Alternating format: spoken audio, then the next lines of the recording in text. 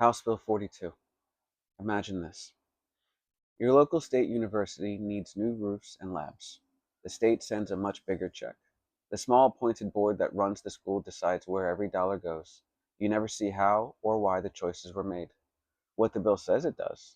Now, House Bill 42 boosts state funds for campus buildings and equipment at public universities that are not in the permanent university fund and updates how the money is split. What it actually does. This means university boards can now spend nearly $600 million a year at their own discretion, including paying old construction debt, while the public loses the ability to see clear oversight or require competitive bidding.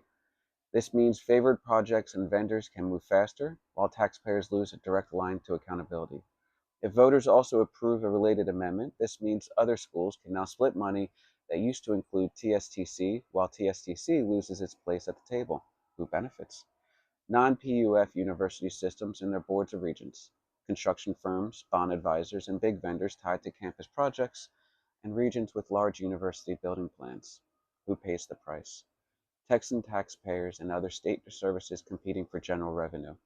TSTC if the amendment cuts it out of the fund students and local communities if dollars service debt instead of improving classrooms. And why this matters now. This is almost 600 million every year. When spending is controlled by appointed boards with few strings, the public has less say, less sunlight, and fewer guarantees that money reaches real student needs. If funds go to old debt or insider projects, your local campus may look the same while the bill keeps growing. And questions to ask your lawmakers.